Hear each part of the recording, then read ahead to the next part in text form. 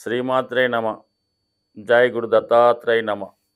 ఈ వీడియోలో మనం వృశ్చిక రాశి వారికి అర్ధాష్టమ శని ఏ డేట్ నుంచి పూర్తవుతుంది, అర్ధాష్టమ శని పూర్తయిన తర్వాత పంచమ స్థానంలోకి ప్రవేశిస్తున్నటువంటి శని భగవానుడు ఈ జాతకులపై ఎటువంటి ప్రభావాన్ని చూపుతారు అన్న విషయాన్ని మనం ఈ వీడియోలో పరిశీలిద్దాం. మరి ముఖ్యంగా ఈ వృశ్చిక రాశి వారికి ఏనాటి వృశ్చిక రాశి వారికి అర్ధాష్టమ శని 29 మార్చి 2025తో సంపూర్ణంగా పూర్తవడం జరుగుతుంది. ప్రస్తుతం అప్పటి వరకు కూడా సుమారుగా ఇంకా ఒక అటు ఇటుగా 6 నెలలు ఉండడం జరుగుతుంది. మరి ఈ సమయంలో అర్ధాష్టమ శని ప్రభావాన్ని ఈపాటికే జాతకులు అనుభవించి ఉంటారు. ఎందుకంటే అర్ధాష్టమ శని సాధారణంగా జాతకుడిని ఉన్న ప్లేస్ నుంచి వేరే ప్లేస్కి మారడం జరుగుతూ ఉంటుంది. అంటే బలవంతంగా ఏదైనా ఒక మంచి సిటీలో కంఫర్టబుల్గా ఉద్యోగమో ఏదో వ్యవహారమో చేస్తున్నవాడు ఏదన్నా ఒక పల్లెటూరుకో మారుమూల ప్రాంతానికో అటవీ ప్రాంతానికో ట్రాన్స్ఫర్ అవ్వడం కానీ ఏదో కారణాల వల్ల అక్కడ కొన్నాళ్ళు ఉండవలసి రావడం కానీ జరుగుతూ ఉంటుంది. చాలా వరకు జాతకుడు సౌకర్యాలు కోల్పోవడం జరుగుతూ ఉంటుంది.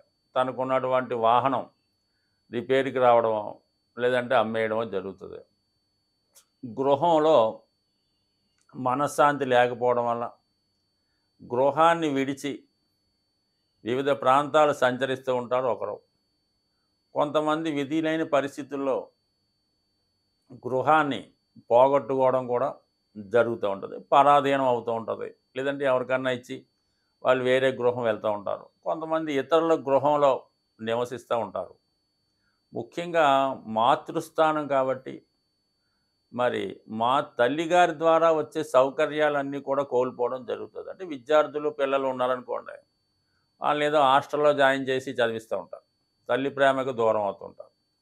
కొంతమందికి మదర్కి ఏమైనా అనారోగ్య సమస్యలు రావడం జరుగుతుంటుంది. సో ఇవన్నీ కూడా ఏదైనా మనసుకి కష్టం కలిగించేవి జరుగుతూ ఉంటాయి. మనసుకి ఎక్కడో ముళ్ళు కూడా ఉచ్చుకున్నట్టు అనిపిస్తూ ఉంటుంది అన్నమాట. అయితే దీన్ని కూడా పాజిటివ్గా మార్చుకోవచ్చు. మరి సరిగ్గా చదవని విద్యార్థులు హాస్టల్లో ఉండి చదువుకోవడం జరుగుతూ ఉంటుంది. కొంతమంది ఉద్యోగం నిమిత్తం ఏదైనా విదేశం వెళ్ళడం జరుగుతుంటుంది. ఎక్కువగా అర్ధాష్టమ శని జరిగేటప్పుడు ఈ గల్ఫ్ కంట్రీస్, దుబాయ్ లాంటివి వెళ్తూ ఉంటారు. సో అది వాళ్ళు పాజిటివ్గా మార్చుకోవచ్చు. అయితే మరి ఇంచుమించుగా ఈ కష్టాలన్నీ కూడా ఈ రాశివారు ఇప్పటికే అనుభవించి ఉంటారు. అతి తొందరలో 29 మార్చి 2025తో మరి మీనరాశిలోకి వెళ్ళడం జరుగుతుంది. అంటే ఇది పంచమ స్థానం అవుతుంది. అంటే ఒక విధంగా అర్ధాష్టమ శని చతుర్థానికన్నా పంచమం అన్నది ఒకంత మేలు మాట. అది మరీ అంత లాభసాటి కాదు. కొంతలో కొంత మనకి లాభాన్ని కలిగిస్తూ ఉంటుంది. అది ఏ విధంగా అంటే సాధారణంగా మరి జ్యోతిష్ శాస్త్రంలో కొంత అనుభవం ఉన్న ప్రతి వారికి ఇది అనుభవంలో ఉంటుంది. శని భగవానుడు ఎప్పుడూ కూడా తను ఏ రాశిలో ఉంటాడో, అంటే గోచారరీత్యా వెళ్ళినా జాతకరీత్యా వెళ్ళినా కూడా ఆ రాశి పక్క రాశి మీద కూడా తన యొక్క ప్రభావాన్ని చూపించడం జరుగుతూ ఉంటుంది. సో దాని కారణం వల్ల ఏంటంటే పంచమ స్థానంలోకి శని ఎంటర్ అయిన వెంటనే ఇంచుమించుగా పూర్తిగా ఓ 30 డిగ్రీస్ అనుకుందాం మొత్తం శని ప్రభావం మీనరాశి వారి మీద 5వ స్థానం మీద ఉంటూ 6వ స్థానం మీద కూడా 6వ స్థానం మాది కూడా శని యొక్క సంపూర్ణ ఫలితాలు ఇంచుమించుగా 30 డిగ్రీలు కూడా ఆ రాశి మీద ప్రభావాన్ని చూపడం వల్ల 6వ భావ ఫలితాలు రావడం జరుగుతుంటుంది. అదే ఒక విధంగా ఎప్పుడైనా శని భగవానుడు వక్రించి ఉన్నాడు అనుకుందాం. అంటే ప్రస్తుతం మరి ఈ వృశ్చిక రాశి వారికి శని వక్రించి ఉండడం వల్ల ఏమవుతుంది, 4వ స్థానంలో పూర్తిగా తన ఫలితాలను ఇస్తూ 3వ భావం యొక్క ఫలితాన్ని కూడా ఇవ్వడం జరుగుతూ ఉంటుంది అన్నమాట. మరి దానివల్ల 29 మార్చి 25 తర్వాత 6వ భావ ఫలితాలు శని ఇవ్వడం వల్ల జాతకుడు మరి ఈ సమయంలో మీరు ఏదైతే పోగొట్టుకున్నారో, ఆస్తి పోగొట్టుకున్నా, ధనం పోగొట్టుకున్నా, ఏదైనా కోర్టు కేసులు ఏవైనా ఉన్నా వాటి నుంచి బయటపడడం జరుగుతుంది. అలాగే చాలా వరకు ఈ రాశివారు వివాహ విషయంలో ఎదుర్కొన్నటువంటి సమస్యలు, అంటే భార్య నుంచి భర్త అవ్వచ్చు, భర్త నుంచి భార్య అవ్వచ్చు, ఇవి కూడా మీకు ఈ మార్చి 29 అంటే రాబోయే మార్చి 29 తర్వాత సంపూర్ణంగా పరిష్కారం అయ్యే అవకాశం ఉంటుంది. ఏ కోర్టు సమస్య అయినా, ఏ ఆర్థిక సమస్య అయినా, ఏ అనారోగ్య సమస్య అయినా సరే దాని నుంచి బయటపడతారు. ఇది ముఖ్యంగా నిరుద్యోగులకి, ఎవరైతే ఉద్యోగం కోసం ఎదురు చూస్తున్నారో వాళ్ళకి మరి ఆటోమేటిక్గా మీ ఉద్యోగ ప్రయత్నాలు కూడా ఫలించే అవకాశం ఉన్నది. అలాగే మరి 5లో ఉన్నటువంటి శని భగవానుడు లాభాన్ని వీక్షిస్తాడు, 11వ స్థానాన్ని. సో దానివల్ల కూడా మీ యొక్క సంతానం, మీ పిల్లల యొక్క అభివృద్ధి మీకు ఆనందాన్ని కలిగిస్తూ ఉంటుంది. ఎందుకంటే మరి వాళ్ళు వివాహం ద్వారా కానీ, ఉద్యోగం ద్వారా కానీ కొంత దూరంగా వెళ్ళడం జరుగుతూ ఉంటుంది.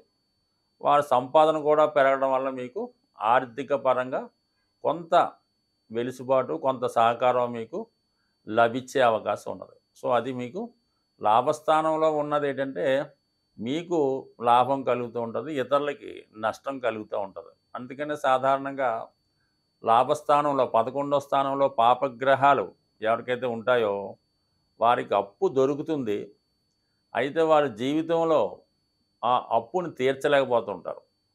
సో దాని కారణం వల్ల ఏంటి, ఎవడైతే మీకు అప్పిస్తాడో వాడు నష్టపోతూ ఉంటాడు అన్నమాట. అందుకని ఏంటంటే మీరు ఈ విధంగా మరి శని భగవానుడు మీకు మరి 29 మార్చి 2025 నుంచి మీ యొక్క అన్ని సమస్యలు పోగొట్టి మంచి స్థితి కలిగించే అవకాశం ఉంటుంది. దానికి తగ్గ విధమైనటువంటి పరిహారాలు కూడా, అంటే శని ఎప్పుడు కూడా పరిహారాలు చేసుకుంటే మంచి ఫలితాన్ని ఇవ్వడం జరుగుతూ ఉంటుంది. అది ఫిజికల్గా చేసుకోవచ్చు, దైవికంగా చేసుకోవచ్చు. కాబట్టి ఆ పరిహారాలు చేసుకుంటూ మీ యొక్క జీవితాన్ని ముందుకు తీసుకెళ్తే కేవలం రాబోయే ఒక 5-6 నెలలు జీవితంలో కొద్దిగా ఓర్పుగా కష్టపడితే దాని తర్వాత మీ జీవితంలో ఒక స్వర్ణయుగం ప్రారంభమవుతుంది. సాధారణంగా శని భగవానుడు నియమ నిష్టలకి, క్రమశిక్షణకి, నిడారంబర జీవితానికి కారణం అవుతూ ఉంటాడు.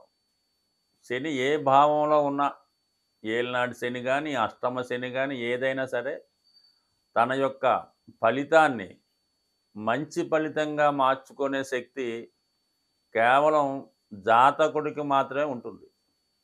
మీరు ఎంత ధనం ఖర్చు పెట్టండి, ఎన్ని జపాలు చేయించండి, ఎన్ని పూజలు చేయించండి, ఎంత దాన ధర్మాలు చేయించండి, మీ ధనం వేస్ట్ అవుతుంది తప్ప మీకు దానివల్ల 5 పైసలు ఉపయోగం మాత్రం ఎట్టి పరిస్థితుల్లో కూడా ఉండదు.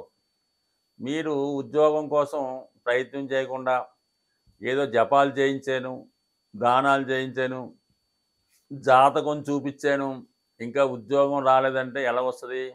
ఉద్యోగం ప్రయత్నం చేస్తే వస్తుంది. లేదంటే మీ అర్హతను బట్టి మీరు ప్రయత్నం చేయాలి తప్ప ఏదో డిగ్రీ పాస్ అయింది, సివిల్స్ రాస్తున్నాను, రావటం లేదు, బోల్డ్ పూజలు చేయించాము అంటే ఎలాగొస్తుంది? ఇవేమీ వద్దు. మీకు ఏదైతే అర్హత ఉందో అది తెలుసుకొని దాని ప్రకారం క్రమశిక్షణతో నియమంగా, అంటే శనికి ఏంటంటే ఎప్పుడు కూడా క్రమశిక్షణ ఇంపార్టెంట్. సూర్యోదయానికి ముందే లెగవలసి ఉంటుంది. దాని తర్వాత ఏంటంటే సాధ్యమైనంత వరకు అన్ని పనులు కూడా క్రమశిక్షణతో, నడకతో చేసుకోవచ్చు. అంటే వాకింగ్ చేసుకోవచ్చు, రన్నింగ్ చేసుకోవచ్చు, కావాలంటే ఊరు వెళ్ళినప్పుడు మామూలుగా బస్సు, వాహనాల్లో, కారులో ప్రయాణం చేయొచ్చు. కానీ చిన్న చిన్న పనులకి ఇతరుల మీద ఆధారపడకుండా సొంతంగా మీరు చేసుకోవడం ఒకటి జరుగుతుంది దానివల్ల.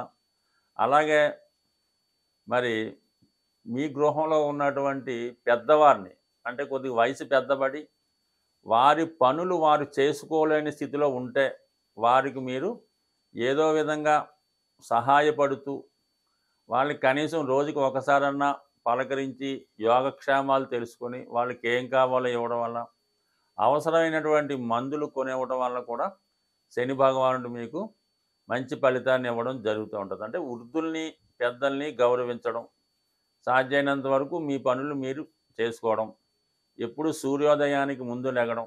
అవకాశం ఉన్నవాళ్ళు చాలా వరకు ఏంటంటే ఏదన్నా ఉదయం పూట ఒక 5 నిమిషాలు గానీ, 10 నిమిషాలు గానీ ఇష్టదైవాన్ని ప్రార్థించుకొని, దాని తర్వాత మీ కార్యక్రమాలు చేసుకోవడం ఒకటి. దాని తర్వాత ఏంటంటే ముఖ్యంగా ఎట్టి పరిస్థితుల్లో కూడా నిజాయితీగా ఉండాలి.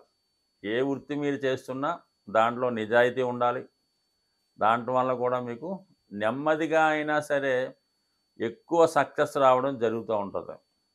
సో, ఈ విధంగా జాతకుడు తన యొక్క క్రమశిక్షణ పెంచుకుంటూ మరి ఏదైనా మరీ ఇబ్బందికరంగా వచ్చిందనుకోండి, కేవలం శివునికి అభిషేకం చేసుకోవడం వల్ల, ఇంకా బాగా ఇబ్బందొచ్చిందనుకోండి, శనిగ్రహాలు, నవగ్రహాల్లో కేవలం శని భగవానుడికి అభిషేకం చేసి చాలామంది వదిలేస్తుంటారు. అది ఎలా కుదురుతది?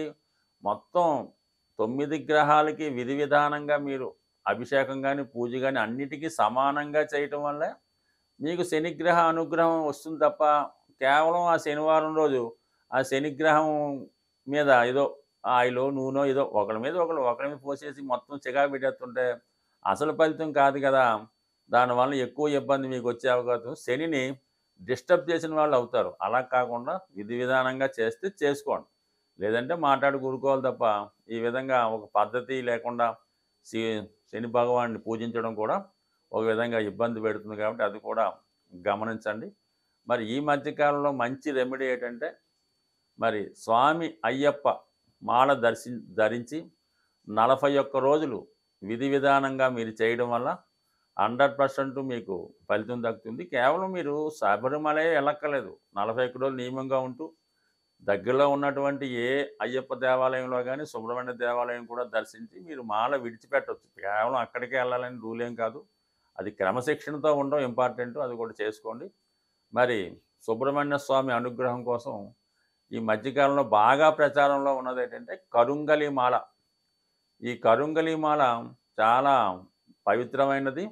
నిజంగా అది వృక్షం నుంచి తయారైంది కాబట్టి భూతత్వం యాక్టివేట్ అవ్వడం వల్ల మీలో ఓర్పు, సహనం పెరిగి శనిగ్రహ అనుగ్రహానికి పాత్రులవ్వడం చాలామంది ఈ కాలంలో చూస్తున్నారు కాబట్టి, అవకాశం ఉన్నవాళ్ళు ఈ కరుంగలి మాల ధరించండి.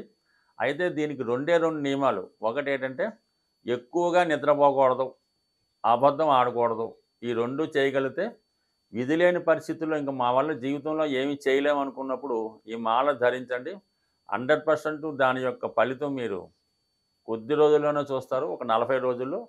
ఇంక దానివల్ల ఫలితం లేదంటే ఇంక మీరు మాల తీసి ఒక నమస్కారం పెట్టి మీ పనులు మీరు చేసుకోవచ్చు. స్వస్తి.